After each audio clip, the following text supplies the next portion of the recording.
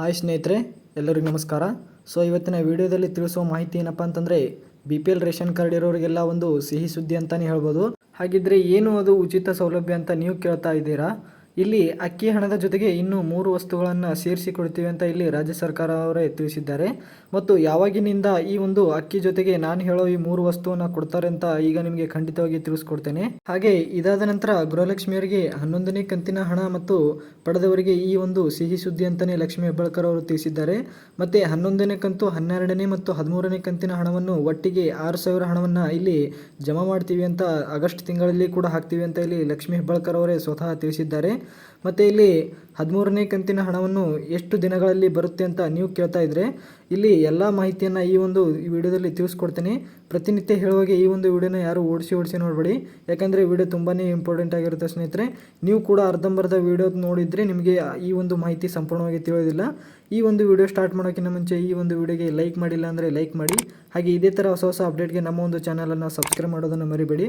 ಮತ್ತು ಪಕ್ಕದಲ್ಲಿರುವ bell icon press ಮಾಡಿ, ಯಾಕಂದರೆ ನಾವು ಹಾಕೋ ಪ್ರತಿಯೊಂದು ಅಪ್ಡೇಟ್ ಕೂಡ ನಿಮ್ಮ ಒಂದು ಫೋನಿಗೆ ನೋಟಿಫಿಕೇಶನ್ ಮುಖಾಂತರ ಬಂದು ತಲುಪುತ್ತೆ ಸ್ನೇಹಿತರೆ. ಈಗ ಅಕ್ಕಿಯ ಜೊತೆಗೆ 3 ವಸ್ತುಗಳನ್ನು ಕೊಡ್ತೀವಿ ಅಂತ ಹೇಳಿದ್ದಾರಲ್ಲ, ಅದರ ಬಗ್ಗೆ ನೋಡೋದಾದರೆ ಇಲ್ಲಿ ಸ್ವತಃ ಆಹಾರ ಇಲಾಖೆಯ ಸಚಿವರಾದಂತಹ KH ಮುನಿಯಪ್ಪನವರು ತಿಳಿಸಿದ್ದಾರೆ. ಏನು ಅಂದರೆ ಇನ್ನು 2 ತಿಂಗಳಲ್ಲಿ ಉಚಿತ ಅಕ್ಕಿ ಹಣವನ್ನು ಸ್ಟಾಪ್ ಮಾಡ್ತೀವಿ ಅಂತ ಹೇಳಿದ್ದಾರೆ. ಆದರೆ ಅದರ ಬದಲು ಇಲ್ಲಿ ಅಕ್ಕಿಯನ್ನೇ ಕೊಡ್ತಾ ಇದ್ದೀವಿ ಅಂತ ಹೇಳ್ತಾ ಇದ್ದಾರೆ. ಮತ್ತು ಜನರಲ್ಲಿ ಸರ್ವೆ ಮಾಡಿದಾಗ ಜನರ ಅಭಿಪ್ರಾಯ ಒಂದು ಏನು ಕೇಳಿಪಟ್ಟಿದ್ರೆ ಇಲ್ಲಿ ಅಡುಗೆ ಎಣ್ಣೆ ಕೊಡಿ, ಮತ್ತು ಸಕ್ಕರೆ ಮತ್ತು ಕಾಳು ಈ ರೀತಿಯಾಗಿ ದವಸ ಧಾನ್ಯಗಳನ್ನು ಕೊಡಬೇಕಂತ ಇಲ್ಲಿ ಜನರ ಒಂದು ಅಭಿಪ್ರಾಯವಾಗಿತ್ತು. ಆದರೆ ಇದು 93% ಜನರ ಹೇಳಿಕೆಯಾಗಿರುತ್ತೆ. ಆದರೆ ಇಲ್ಲಿ ಕೇಂದ್ರ ಸರ್ಕಾರದಿಂದ ಏನು 5 kg ಅಕ್ಕಿ ಹಣ ಬರ್ತಾ ಇದೆಯಲ್ಲ ಅದು ಬರಲಿ, ಆದರೆ ರಾಜ್ಯ ಸರ್ಕಾರದಿಂದ ಏನು 5 kg ಅಕ್ಕಿ ಹಣವನ್ನು ಕೊಡ್ತಾ ಇದ್ದಾರಲ್ಲ ಅದರ ಬದಲು ಈ ರೀತಿ ಧಾನ್ಯವನ್ನು ಕೊಡಿ ಅಂತ ತಿಳಿಸಿದ್ದಾರೆ. ಇದೇ ಚರ್ಚೆ ಕೂಡ ರಾಜ್ಯ ಸರ್ಕಾರದಲ್ಲಿ ಕೂಡ ನಡೀತಾ ಇದೆ. ಮತ್ತು ನಿಮ್ಗಳಿಗೆ ಯಾವುದು ಬೇಕು ಅಂತ ಕಮೆಂಟ್ ಮಾಡಿ ಸ್ನೇಹಿತರೆ, ಯಾಕಂದರೆ ನಿಮ್ಮ ಒಂದು ವೋಟ್ ಕೂಡ ತುಂಬ ಮುಖ್ಯ ಆಗಿರುತ್ತೆ. ಅದಕ್ಕೆ ಈ ಒಂದು ವಿಡಿಯೋನ ಇವತ್ತು ಮಾಡಿರೋದು ಸ್ನೇಹಿತರೆ.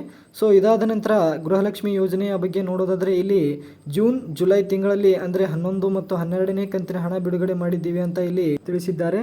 ಮತ್ತು ಇನ್ನೊಂದು ಸಿಹಿ ಸುದ್ದಿ ಏನು ಅಂತ ನೋಡೋದಾದರೆ ಆಗಸ್ಟ್ 25ರಿಂದ ಈ ಒಂದು ಒಳಗಡೆನೆ 13ನೇ ಕಂತಿನ ಹಣವನ್ನು ಕೂಡ ಹಾಕ್ತೀವಿ ಅಂತ ಇಲ್ಲಿ ಸ್ವತಃ ಲಕ್ಷ್ಮೀ ಹೆಬ್ಬಾಳ್ಕರ್ ಅವರು ತಿಳಿಸಿದ್ದಾರೆ. ಮತ್ತೆ ಇದಾದ ನಂತರ ಇನ್ಮುಂದೆ ಗೃಹಲಕ್ಷ್ಮಿ ಯಾವುದೇ ಸಮಸ್ಯೆ ಬರೋದಿಲ್ಲ ಅಂತ ಕೂಡ ಇಲ್ಲಿ ತಿಳಿಸಿದ್ದಾರೆ.